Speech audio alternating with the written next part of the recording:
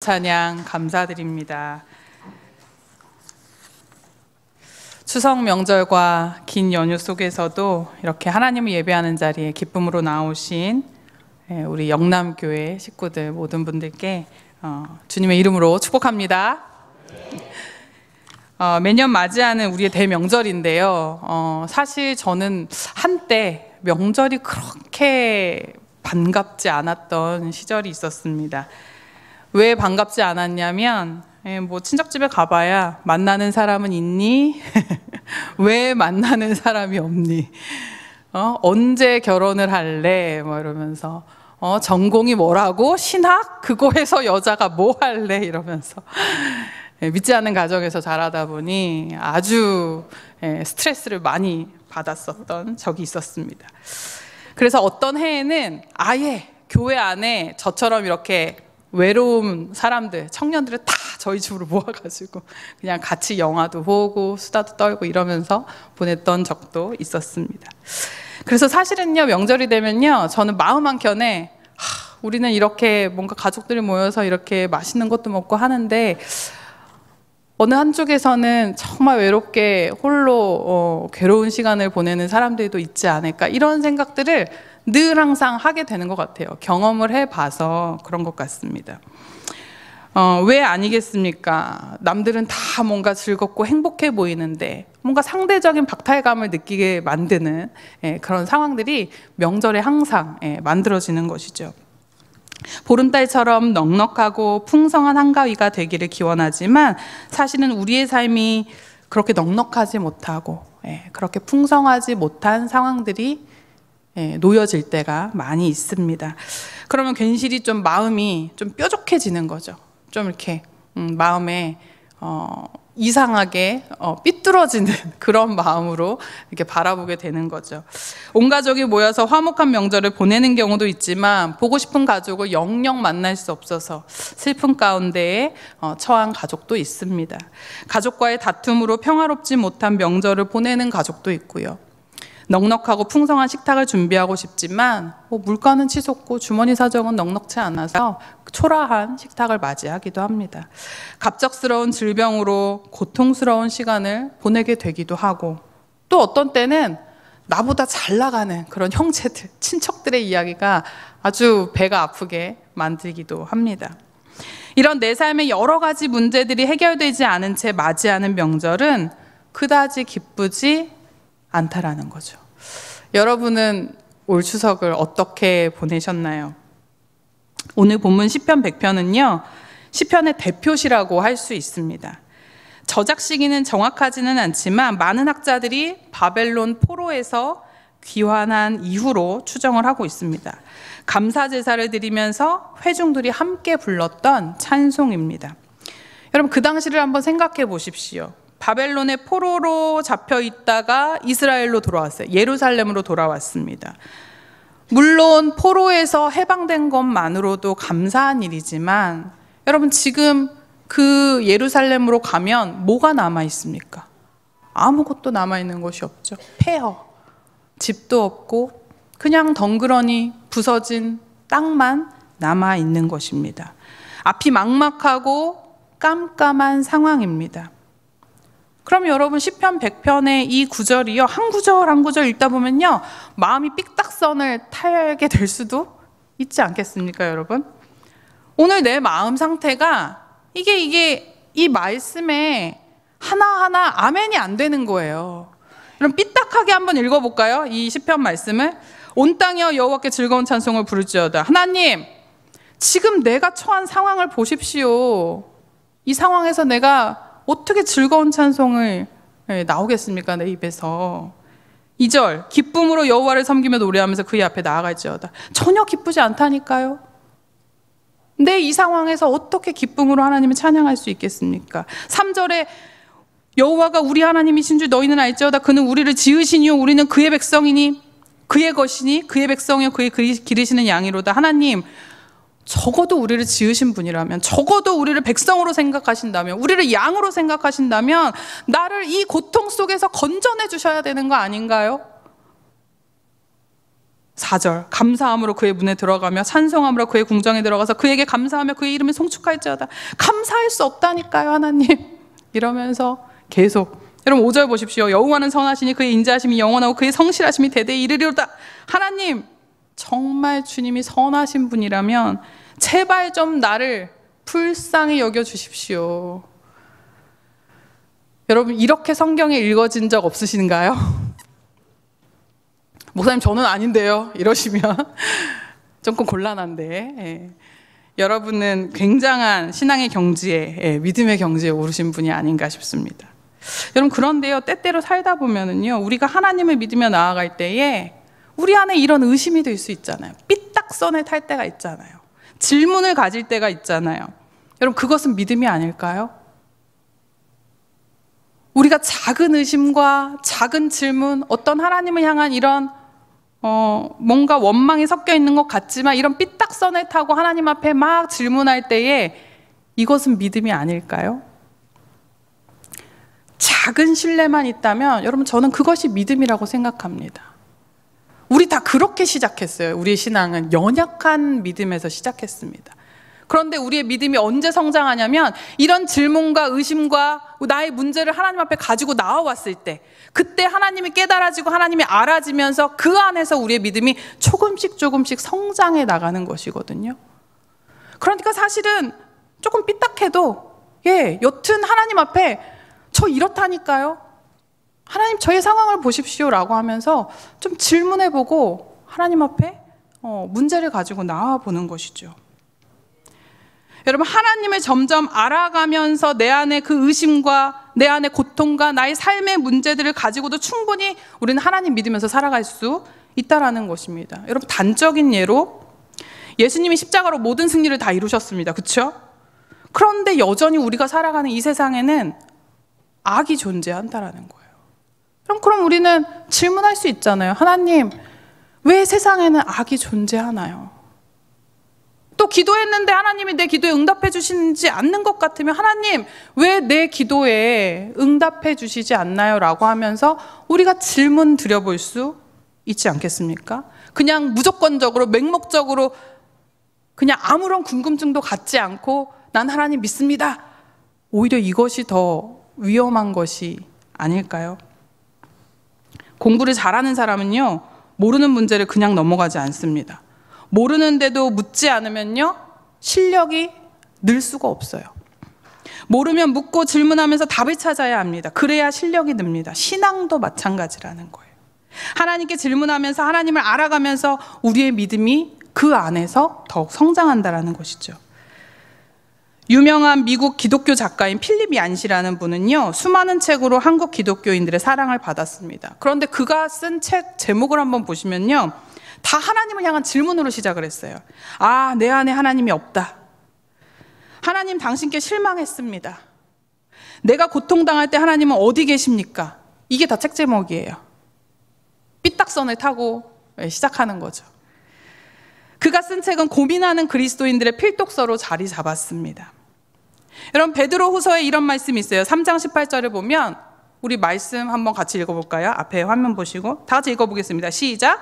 오직 우리 주 곧 구주 예수 그리스도의 은혜와 그를 아는 지식에서 자라가라. 영광이 이제와 영원한 날까지 그에게 있을지어다.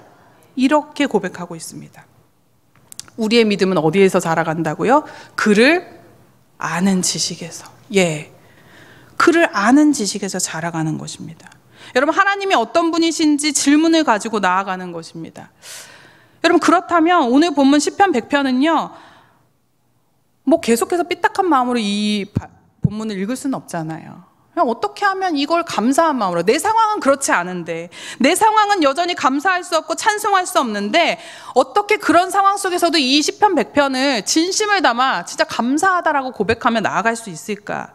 그러려면 하나님을 알아야 된다는 거예요. 하나님이 어떤 분인지 알면 내 상황이 감사할 수 없는 상황일지라도 이 시편 100편과 같은 고백을 드릴 수 있다는 거죠. 여러분 먼저 사도 바울을 이야기해보면요, 사도 바울은 골로새서에서 예수님에 대해 이렇게 고백합니다. 우리 골로새서 말씀 같이 한번 읽어보겠습니다. 2장 15절입니다. 시작. 통치자들과 권세들을 무력화하여 드러내어 구경거리로 삼으시고 십자가로 그들을 이기셨느니라. 아멘. 바울이요, 예수님의 십자가를 이렇게 이야기합니다. 여러분, 예수님의 십자가 죽음이 세상 권세로부터 우리를 승리로 이끌었습니다. 아멘. 여러분, 그런데 이 고백을 바울이 어디에서 하냐는 거예요. 감옥에서 이 고백을 한다는 거예요. 감옥 안에서 십자가의 승리를 이야기한다는 거예요. 그럴 수 없지 않을까요? 내가 지금 감옥에 이제 지금 순교자의 반열에 오르게 생겼는데, 네로의 박해로 인해서 이제 순교자가 될 위기에 처했는데 그가 십자가의 승리를 감옥 안에서 이야기하고 있다는 거예요. 그는 하나님을 원망하지 않습니다. 옥중에서도 예수님의 십자가 승리를 당당하게 이야기합니다. 그것은 뭐냐면 그는 하나님을 알고 있다는 거예요. 그에게 뭔가 확실한 믿음이 있다라는 것입니다. 그의 믿음은 맹목적이거나 무조건적인 믿음이 아니었습니다. 하나님이 어떤 분이신지 정확히 알고 있기에 가능한 믿음의 고백이었습니다. 여러분, 두 번째로 예수님의 이야기를 볼까요? 예수님은 어떤 분입니까? 자신의 십자가 죽음이 점점 다가오던 날 겟세마네 동산에서 여러분 간절히 기도했지 않습니까? 땅에 엎드려서 하나님, 아버지, 이 잔이 내게서 지나가게 하옵소서. 간절히 기도했죠. 그런데 하나님이 그 기도를 들어주셨나요? 들어주지 않으셨어요. 십자가 외에는 다른 길이 없다라고 너무나 확고하게 하나님은 그 뜻을 정하셨고 그 뜻대로 예수님을 인도해 주셨습니다. 예수님은 수많은 사람들 앞에 모진 수모를 당하셨고 죄인들이 달리는 그 십자가에 못 박혀 죽으시고 그 십자가상에서 모든 물과 피를 다 쏟아내셨습니다. 여러분, 하나님의 아들 예수님이 정말 그 수치스러운 고통 가운데에 내몰리게 되었다라는 거예요. 고통을 피하게 해달라고 간절히 기도했지만 하나님의 뜻은 확고했다라는 거예요. 그러면 여러분, 발버둥 쳐서라도 내려올 수 있지만 예수님은 그렇게 하지 않았다라는 거예요. 잠잠히 그 십자가의 길을 순종하며 나아갔습니다. 어떻게 그것이 가능했을까? 예수님은 하나님이 어떤 분이신지 제대로 알고 있었기 때문에 그렇습니다. 여러분, 하나님은 어떤 분이신가요? 지난주에 저희 아동부가 그 여의도 공원으로 아주 날씨 좋은 날 야외 예배를 드리러 갔습니다. 함께 좋으신 하나님에 대해서 말씀을 나누었어요. 그러면서 제가 아이들에게 왜 하나님이 좋으신 하나님인지 한 명씩 얘기해 보자고. 그러니까 아이들이 이제 손을 들고 얘기를 해요. 하나님이 이 세상을 창조하셨어요. 하나님이 나를 사랑하세요. 하나님 나를 태어나게 하셨어요. 몇 개 얘기하고 나니까 이제 떨어져요. 소스가 떨어져요. 말을 못 해요. 그래서 이제 그때 제가 주섬주섬 집에서 한 30가지 예수님이 왜 좋으실 수밖에 없는지 그것을 제비뽑기처럼 이렇게 모아다가 아이들에게 하나씩 나눠주었어요. 그리고 그것을 하나씩 펴가지고 읽으면서 그날의 말씀을 대신했습니다. 왜 하나님이 좋으신지. 저도 30개 넘게 쓰느라 아주 힘들었습니다. 이게 막상 쓰려고 보면은요, 그 말이 그 말 같고 막 이래요. 여러분, 그런데요, 우리에게 아무 문제가 없을 때는 그런 고백들이 다 가능해요. 그러나 우리에게 아픔이 있고 우리에게 고통이 있고 우리에게 문제가 있을 때는 이게 좋으신 하나님이 좋으신 하나님으로 여겨지지 않는다라는 거예요. 그 고백이 쉽지가 않다라는 겁니다. 여러분, 세상에는 우리를 괴롭게 만드는 수많은 문제들이 있습니다. 질병과 가난, 불법과 차별, 폭력과 다툼, 전쟁과 기근, 온갖 재난과 환경 문제들. 여러분, 그런데 이런 문제들을 하나님은 어떻게 생각하실까? 믿지 않는 사람들이 보면은 하나님은 무능력해 보이고 하나님은 그냥 인간을 그런 고통 가운데 내몰아서 아마 나 몰라라 하는 것처럼 아마 그렇게 생각하는 사람들도 많이 있을 것입니다. 그런데 여러분, 예수님이 이 땅에 사시는 동안 하신 일들을 우리가 잘 바라보면 예수님은 누구의 편에 서 계셨습니까? 철저히 연약하고 소외된 자들과 함께 하셨습니다. 복음서 중에도 특히 누가복음은요, 소외된 자들과 연약한 자들에 대한 에피소드들을 많이 기록하고 있는데요. 예수님은 가난한 사람, 특히 여성, 억압받는 사람, 병든 자들, 사회에서 소외된 그런 사람들과 늘 함께 하셨습니다. 더구나 예수님 자신도 가난한 어린 시절을 보내셨고 척박한 지역에서 사시다가 억울하게 누명을 쓰고 십자가에 죽으셨습니다. 여러분, 하나님이 왜 우리에게 그런 예수님을 우리에게 보내주셨을까? 하나님이 왜 인간의 몸을 입고 우리에게 오셨을까? 그것도 연약한 인간의 몸을 입고 오셨을까? 여러분, 그것은 다름이 아니라 우리와 같아지기 위해서입니다. 우리가 같아져야 우리가 느끼는 고통을 함께 겪어내고 우리를 제대로 이해할 수 있기 때문입니다. 우리가 느끼는 고통을 그냥 나 몰라라 하는 것이 아니라 나의 고통과 함께 하시기 위해서 예수님이 이 땅에 우리에게 오셨다라는 거죠. 우리를 홀로 내버려 두지 않기 위함이라는 것입니다. 아주 오래된 광고인데요. 이 광고를 아시면 옛날 사람입니다. 초코파이 광고인데요. 한 소녀가 백혈병에 걸려서 딱 아시죠? 머리를 빡빡 깎았는데 가장 친한 친구가 똑같이 머리를 깎고 모자를 싹 벗어 보이면서 서로 마주보고 웃는데 정이라는 글씨가 딱 보이면서 영상이 마무리되는, 아시죠 다? 옛날 사람입니다. 그런데 여러분, 이 영상에 나와 있는 것처럼 여러분, 우리는 언제 위로를 받습니까? 예수님이 인간이 되신 것은 바로 우리와 같아지기 위해서입니다. 다른 사람이 나와 고통을 함께 할 때 우리가 위로를 받는 것처럼, 여러분, 하나님은 우리를 위로하기 위해서, 우리와 같아지기 위해서, 우리가 겪는 고통과 아픔을 나 몰라라 하지 않기 위해서, 그래서 우리에게 오셨다라는 거예요. 하나님 오로지 관심은 우리에게 향해 있다라고 하는 것이죠. 그런데 우리는 어떻습니까? 우리는 우리가 당한 문제들이 그냥 빨리 해결되길 바래요. 이 고통에서 빨리 해결되기를, 당장 내 몸에 있는 암세포가 완전히 사라지기를, 당장 내가 가난의 문제, 이 모든 문제가 해결되기를, 내 가정의 문제와 자녀 문제와 직장의 문제와 모든 문제들이 그냥 빨리 해결되기를, 그냥 우리는 이것을 더 원하는 것이죠. 그런데 예수님이 우리 이 사람들에게 하신 일들을 보면 물론 급한 일들은 즉각적으로 문제를 해결해 주셨지만 사실 대부분은 그냥 그들과 함께 하셨어요.